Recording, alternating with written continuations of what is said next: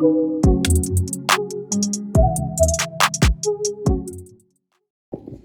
we're back here at Team Defiant. We got Nick with us, my favorite fabricator, and he's going to go through the steps and processes he took to get the S13 subframe into a Z31.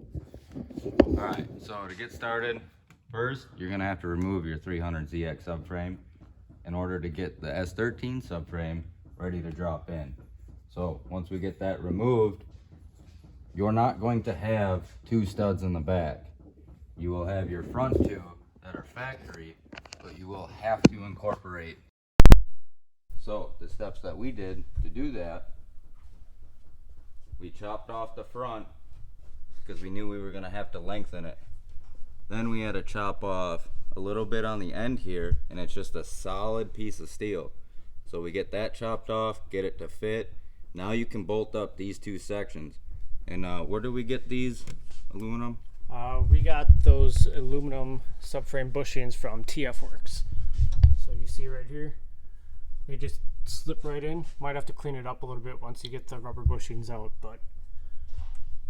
So then our next step, once we get this one in and that one in, we can go ahead and locate where center is going to be. So that way when we go to put the subframe up, we have a reference point to put our new studs in. And how we did that was we go off of these front two stubs, and basically you measure in a triangle leading to one center point, and that's going to line you up with your drive shaft. Then after that's done, you can go ahead and drop the rear of your subframe up in there. And what we did here, because we didn't have the factory mounts, we went to either Fleet Farm, Menards, Home Depot. You can get any mild steel bolt that's pretty close to it. Now in our case, we had to machine these out to fit the bolt. And with that, now if we ever need a nut or something, we can go and get it, new stud, whatever it may be for maintenance down the line, because this is going to be a track car. It's easy to drop in. And now since we've modified it on the factory 300ZX S13 rear subframes, there's actually stop plates. So if the factory rubber mount lets go, it will drop down to it. So we still have to make plates yet to go around and actually cup the frame itself to suck it up tight. That way these aluminum bushings will stay in place, but this won't drop out. And we're doing that because we want this rear subframe to be stiff. So now once you get your center and you get this back half done and you get these front two mounted, you can figure out the gapping, cut yourself a piece of 2x6 tube, I believe is what we used, and you can go ahead and tack that in place and then weld it off.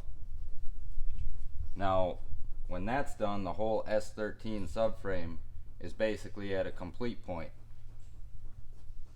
We added in this flat plate because on the factory it actually ridges up and then comes down. So this flat plate makes a nice even plane that we can weld the studs on. After we get everything fitted and we get it leveled off to where we can just shim it a little bit, then we go ahead and add our reinforcement plates. And how thick was that steel that you put up there? That was 1/8 inch plate. That would have been this stuff right here. So it's good mild steel. Throw a coat of paint on it, you won't ever have to worry about it. And with the way that that is set up for all of the bracing on it, there will be absolutely no flex to it. Because as you can see, there was a lot of welding involved, all the way up on top, all the way around. Basically everywhere that we could get a weld, we put one. So you never have to worry about it, and it seals it up.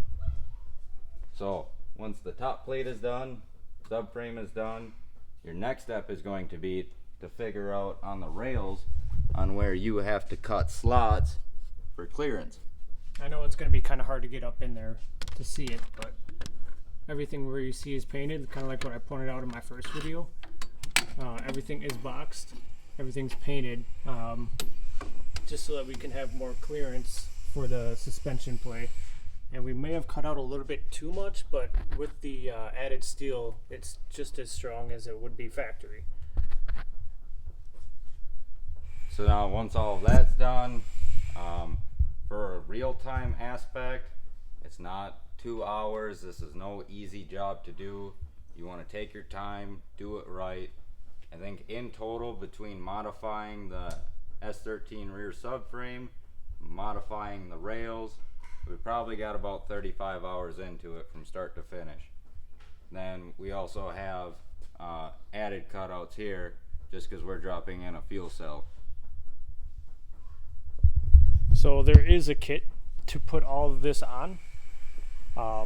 We decided just to send it without doing that kit because obviously with Nick, he's a very, very good fabricator and he could build anything in his mind and put it into steel. So I'll put the link in the description below of that kit.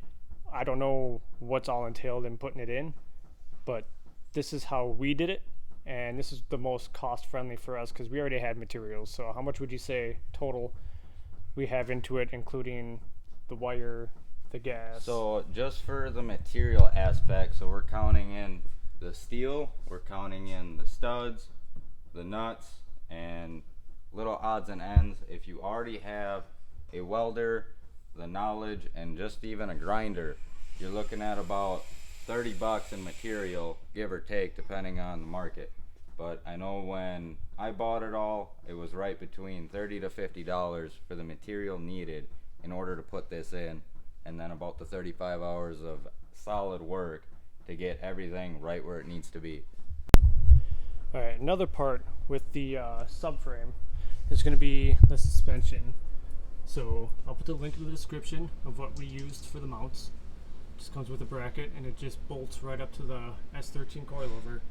But where the top hat actually meets the chassis, there's a little bit of gap in there. So what we're gonna have to do is actually trim the top, like right around here, just so that we can angle the plate correctly, and then we can weld it back up and reinforce it so we know there's going to be zero flex in that plate whatsoever. Yeah, because right now you got your coilover sitting like this, and then you got your chassis that's actually sitting like this. So what we need to do is cut the top portion and get it to where it is parallel with the actual coilover, so that way our pitch is correct. So just to sum all this up is, if you are going to do this S13 swap in this chassis, or really any chassis or any fabrication, take your time with it. Check things over and make sure everything is right where it needs to be, because there's nothing worse than getting everything done and you go to bolt it all up and the bolt's not lining or it's twisted, and then you have to redo everything you just did. So just take your time, be patient with it, and if you're not quite sure, there's always somebody to help, or somebody that you can shout out to, or YouTube video. Just double check your work so you don't have to redo it down the line. And a lot of the hours comes from trial and error. So we didn't just put this up here and have it done in one day kind of thing. Like, there was a whole lot of pulling it in and out multiple times just to ensure that we have everything in place where we need it and where we want it. So we're going to start by actually attacking that up there so we can get the correct angle on the coilover so that the whole subframe is complete. It'll be a good roller. If we have to move it around the shop, we can. And yeah, let's do it. All right, so we're going to start first with marking out where we got to trim and where we got to cut.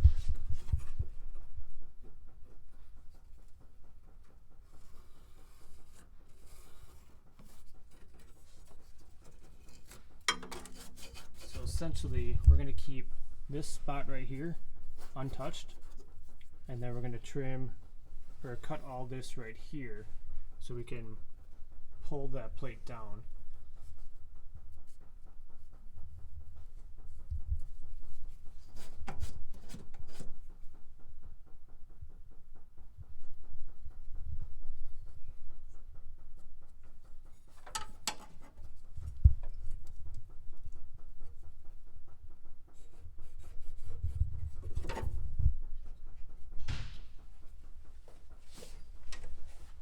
Now we just got to repeat the same thing on the other side, get the same measurements.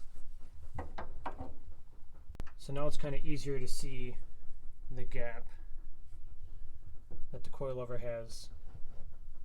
So, and then too, if you notice, right here, it kind of tapers off and it's a little bit smoother. You go over to this end and it's more of a drop. So these are not the same. So they will be a little bit different, but as you can see, if you look right in through this peephole that we've already had, you can actually see where the end of the coilover is, which comes to about right here. So if we come over, we cut a straight line right here, and then we cut down like that, we can essentially slap this top plate and flex it to the curvature that we need, and then go ahead, clean all this paint up to make sure we have a nice proper weld going into it. And with this staying what it is, it will remain strong back here for the little bit of angle that we have to tweak it to. And once we weld this whole seam back up in these two, you're going to have a pulling force, and your welds are the strongest when it's the tensile strength and it's not bending strength. So with this being pushed straight up, this weld will never break. So now that we got everything marked out, I'm going to take the coilovers out and then we can start cutting.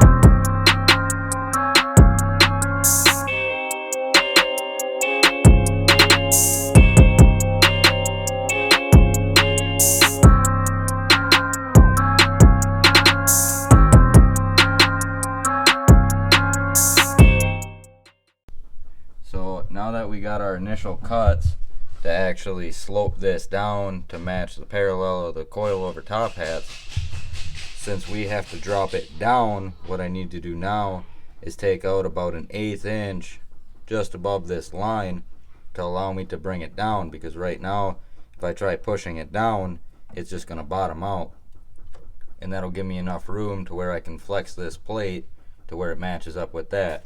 And for making the cut, just a handy dandy Milwaukee fuel grinder, and we're not sponsored yet, but putting in work every day. Alright, so now that I made a little 1/8 inch cut up on the top, now you can see there's a nice gap right here, which will allow me to suck this down in order to twist this plate just a little bit to match what the coilover is. Now for this gapping, I mainly base stuff off of eyes, just because with how much I build stuff, I kind of can guess what I need. Now if you got to grind a little bit more, that's fine, but always grind just a little bit less than what you think, because you can always remove, but you can never add.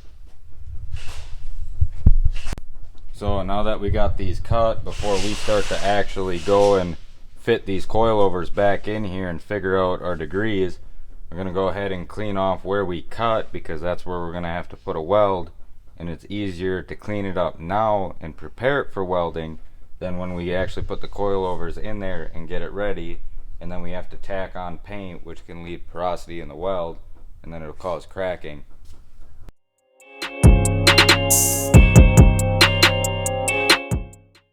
Another tool that I prefer to use when we're getting into tighter areas like this, I didn't want to take the wire wheel to it, because with this lip right here, it can actually just cause it to jump and bind. So to be a little bit safer about it and to make it a little bit cleaner, Milwaukee has this Dynafile. I paid $200 for it, and it has saved me hours of hassle and beating up my hands just to get into tight areas. So again, Milwaukee.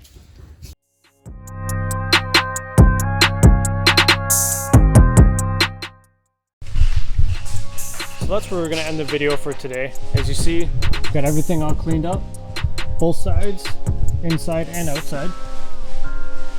So in the next video, we're going to get the coilovers mounted up, figure out what angle we actually need this to sit. We can start welding it, and then hopefully finish everything up. So thanks again for tuning in. Like, comment, subscribe. If you want to see more content, stick around. We're going to have a lot of content on this car. If you guys want to see anything in specific, just let me know. I'll try to get it in the video. But if anything else, have a good night, guys. Thank you.